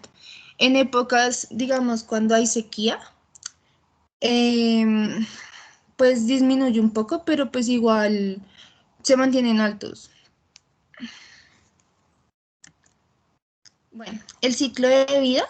Entonces, bueno, ¿qué pasa? Los huevos salen al intestino con la bilis, salen al intestino así con la bilis y son eliminados con la materia fecal al medio ambiente. Para que estos embriones es indispensable que caigan en agua dulce, pues como en los charcos y eso, en la cual dan origen a la primera forma larvaria que se denomina miracidio y sale a través del opérculo. Este miracidio nada libremente en el agua e invade el caracol. En el interior del caracol el parásito se reproduce y se desarrollan las formas larvarias de esporquistes, redias y cercarias.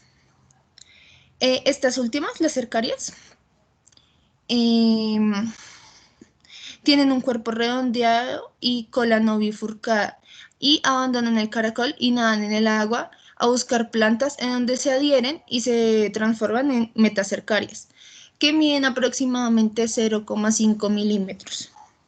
Los hospedadores definitivos se infectan al ingerir estas plantas contaminadas con las metacercarias. Y bueno, el parásito llega al intestino delgado y en este se libera el parásito inmaduro, que atraviesa la pared intestinal en el peritoneo y la cápsula hepática, para luego buscar los canales biliares, en donde se desarrolla en adulto de 3 a 4 meses. Luego nuevamente con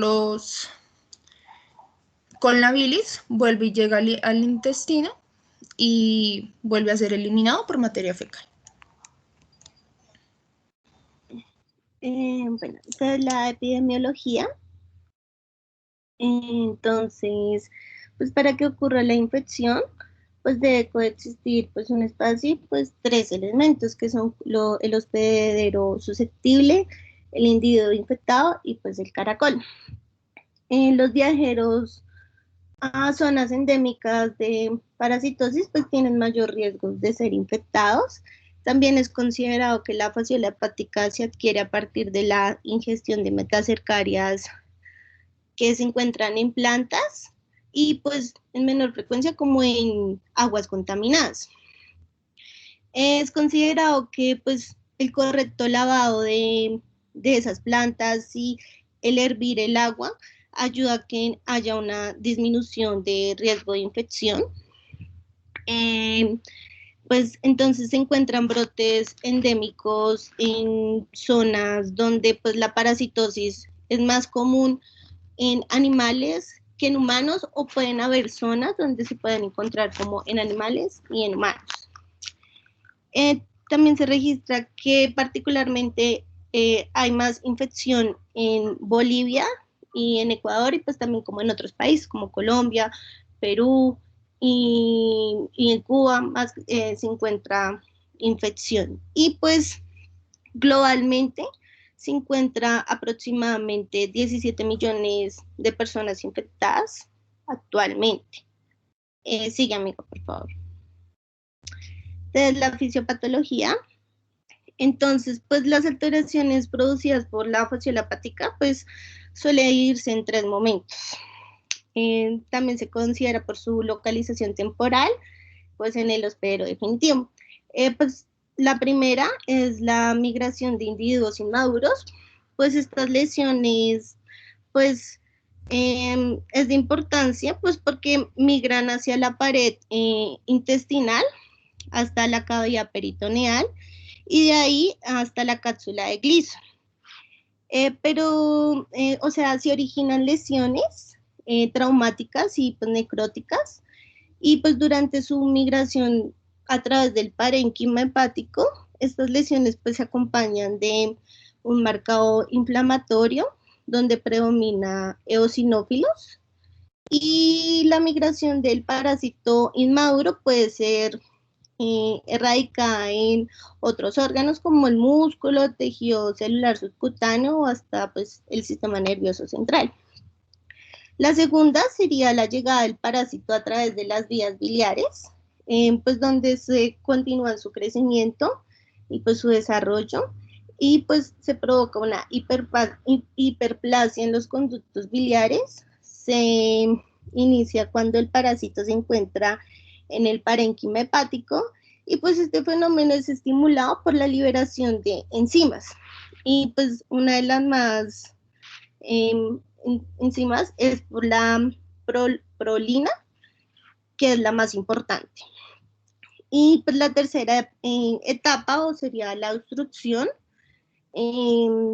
del parásito en los conductos biliares. Esto consiste en una inflamación o formación de abscesos, una hiperplasia celular, una hepatomegalia y pues finalmente una fibrosis. El proceso pues continúa, y pues si el número de síntomas es elevado, pues puede producirse atrofia por presión del parénquima y pues y ya ahí. Entonces, también hay infestaciones masivas, que es una pues puede provocar erosión del epitelio, abscesos, liberación de huevos en el tejido hepático, y pues es posible que las larvas en este proceso migren a través del peritoneo y pues se ubiquen en focos donde pueden producirse y pueden provocar los abscesos y focos fibróticos. Sigue, amiga.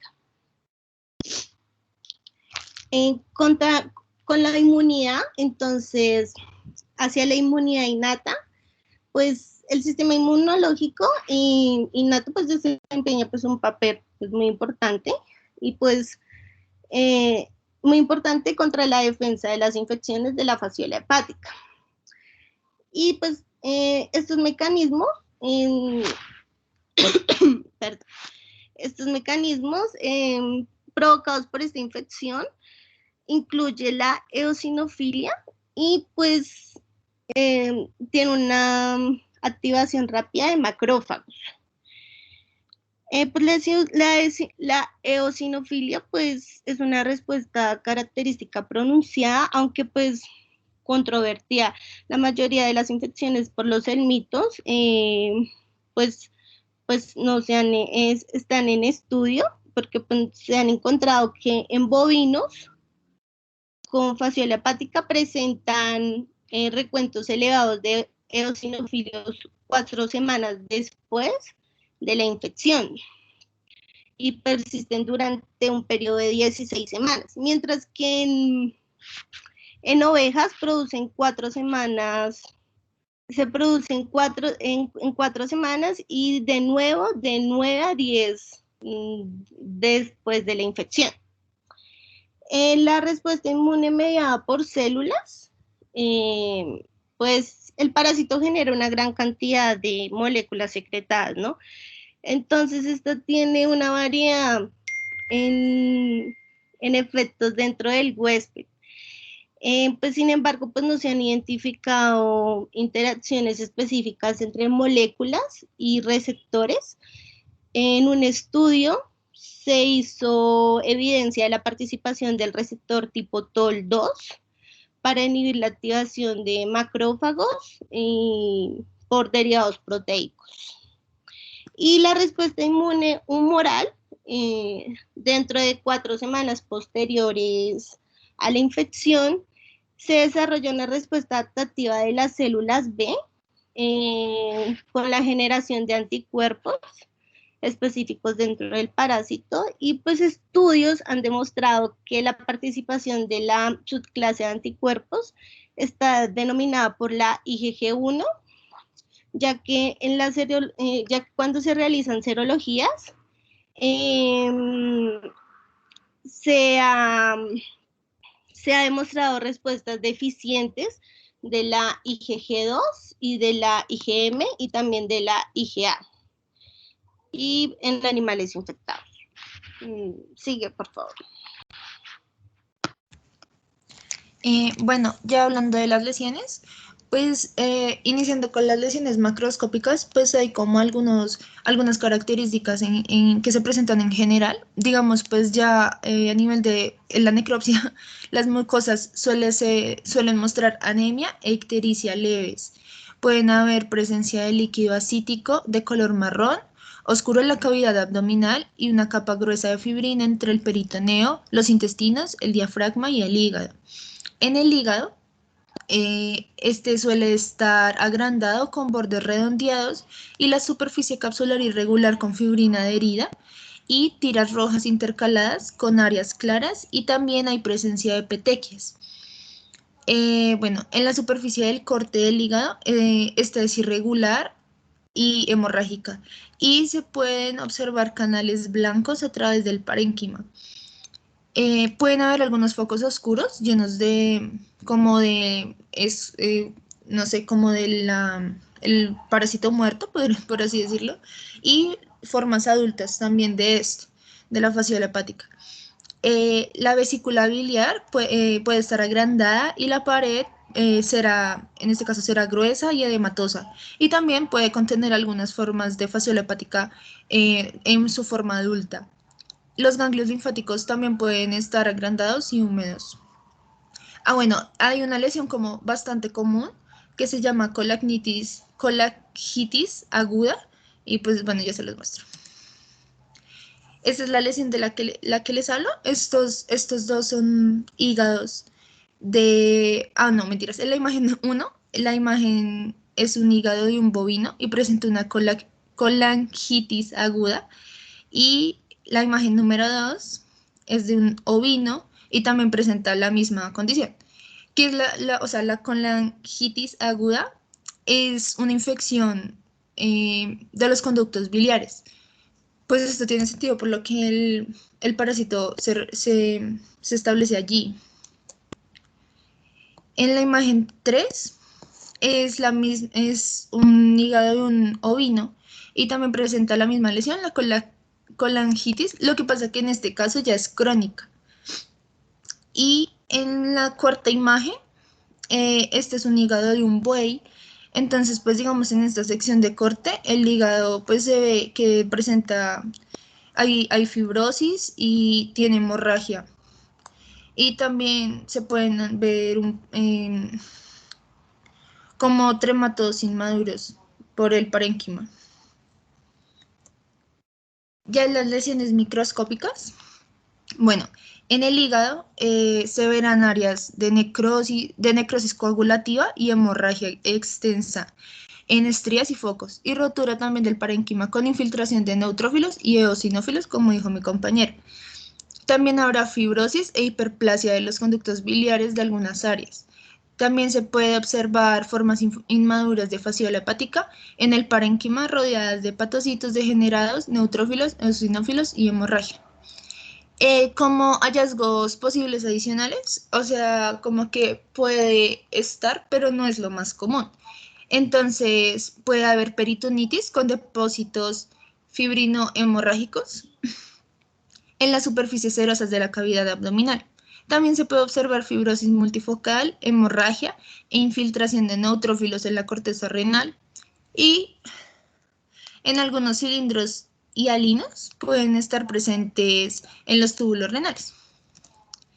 Entonces, este es el mismo hígado de buey que les mostré en la imagen 4 anterior. Entonces, acá se puede ver una gran área de fibrosis en la parte superior. Contiene una sección transversal de un trematodo inmaduro, que está aquí, que señala la flechita, y varias secciones transversales de una arteria trombosada. La fibrosis portal de puente es evidente, con un aumento bajo y las áreas inferiores de necrosis coagulativa dentro de varios lóbulos. Bueno, esta imagen es un poco más cerca. Entonces, a la izquierda, se ve un trombo fibrinocelular y esta es el trematodo inmaduro. Aquí en la imagen 1, pues es el parásito trematodo que tiene una cutícula gruesa y se ven las dos ventosas. Y en la imagen número 2, está en un conducto biliar, está dentro de un conducto biliar que está engrosado y el parásito está cortado acá. Pero pues lo quería mostrar por el daño que provoca en el conducto biliar, que fue las imágenes que les mostré antes. Bueno, con los signos clínicos principales, pasa por favor. Entonces, pues la fasciole hepática pues tiene mecanismos de acción. Después la acción exfoliadora, pues esta acción pues ya que el parásito como es hematófago, entonces pues es decir, pues se alimenta de la sangre, entonces puede provocar anemia y pues incluso se alimenta también de la bilis. En la acción mecánica, pues la fasciola obstruye los conductos biliares y pues por ende pues interrumpe las secreciones. Y en la acción irritativa y tóxica, pues ya que produce una intensa irritación en el epitelio de los conductos biliares, pues se ve reflejada principalmente cuando se cuantifican los eosinófilos sanguíneos, respectivamente. Y pues ya en los signos clínicos, pues depende también de varios factores, que también puede ser de acuerdo a la especie del animal. Y pues los signos característicos, pues es la debilidad, anemia, pérdida de peso, falta de apetito, abdomen abultado, pérdida de la producción, e incluso también puede presentar ictericia, diarreas pastosas, crónicas y además más submaxilar.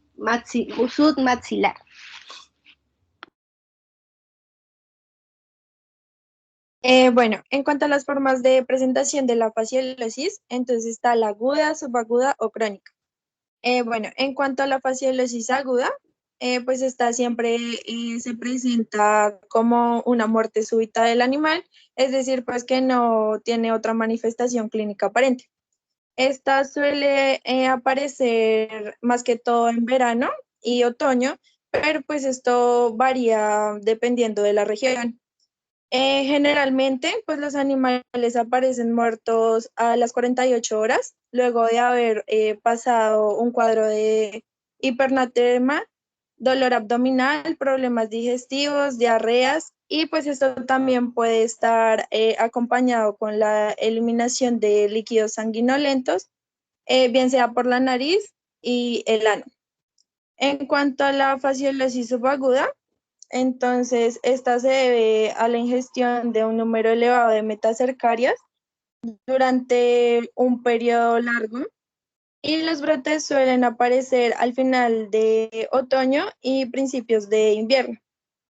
Aquí los signos principalmente son más submaxilar, pérdida de peso, palidez de las mucosas y pues el animal va a presentar dolor a la palpación sobre la región del hígado. En cuanto a la fasciolosis crónica, es la forma más frecuente y pues esta se observa al final del invierno y principios de la primavera. Esta suele aparecer por la ingesta de un número pequeño de metacercarias durante un tiempo prolongado. Afecta más que todo a animales sanos y los síntomas clínicos incluyen pues anorexia, palidez de las mucosas durante semanas, ictericia, también se observan pues los animales letárgicos y con edema mandibular y ascitis. Siguiente, por favor. Bueno, en cuanto a los factores de riesgo, entonces, pues también si hay una variación del clima, esto genera pues un cambio de ecosistema y básicamente pues va a atraer más hospedadores a zonas nuevas.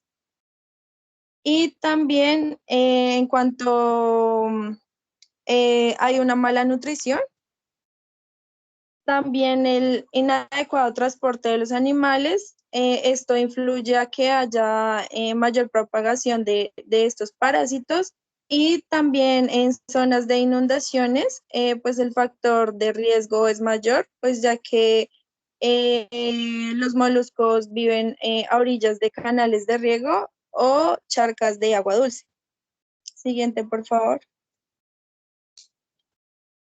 Bueno, en cuanto a los métodos diagnósticos, entonces está el clínico, el parasitológico, el inmunodiagnóstico y la necropsia. En cuanto al diagnóstico clínico, entonces pues las manifestaciones clínicas dependen pues de la especie del animal afectado, el número y la fase de la fasciola pues que se presentan en el hígado. Entonces básicamente aquí se evalúan pues algunas enzimas hepáticas y pues esto nos va a ayudar al diagnóstico de hepatopatías.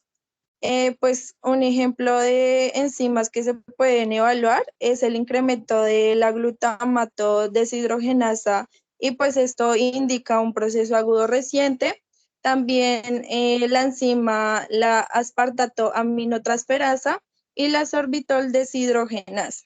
Y pues esto lo podemos evidenciar cuando el parásito está migrando hacia el parénquima hepático.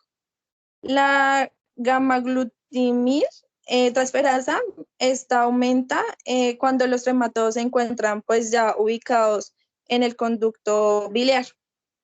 En cuanto al diagnóstico parasitológico, esta básicamente es la detección de los huevos de la fasciola hepática en las heces de los animales sospechosos. Y esta se utiliza más que todo para diagnosticar la fasciolosis crónica. En cuanto al inmunodiagnóstico, pues hay varias técnicas seriológicas. En estas pues se encuentran la precipitación, la aglutinación, la inmunofluorescencia y pues la que más es típica es la prueba ELISA. En cuanto al diagnóstico por necropsia, entonces pues este método es como el más certero. Entonces, en cuanto a la fasciolosis aguda, pues se observa hemorragias en el parénquima hepático producidas pues por la migración de este parásito. También pues el hígado se encuentra tumefacto, inflamado, con sangre coagulada y otras lesiones. Y pues aquí se evidencia parásitos inmaduros.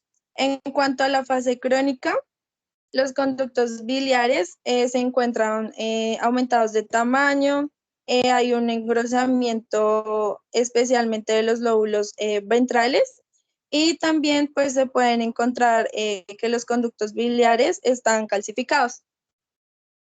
También los ganglios linfáticos hepáticos, como pues ya lo había dicho mi compañera, tienen una coloración marrón oscura. Siguiente, por favor.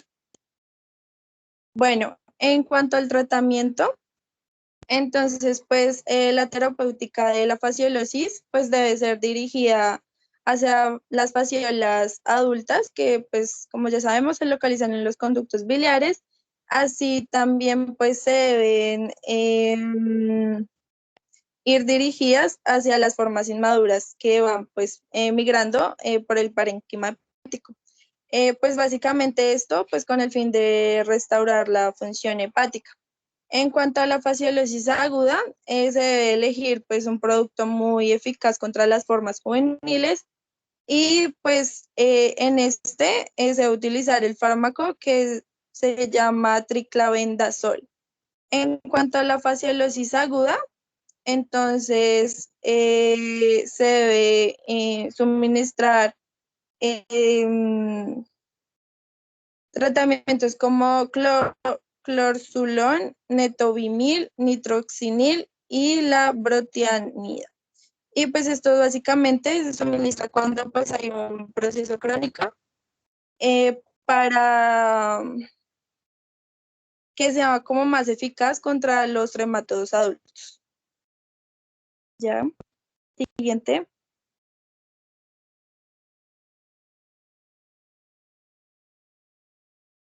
Gracias.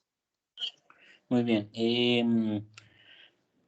Para la próxima clase, entonces, para hacer unas preguntas cortas, vuelven y traen la presentación, ¿listo? Ya proyectamos unas cosas en puntual. Bueno, profe, sí, señor. Bueno, nada, feliz tarde para todos, que vaya muy bien, que descansen. Nos veríamos entonces nosotros pasado mañana, el jueves, pues a las 8 en el horario de clase.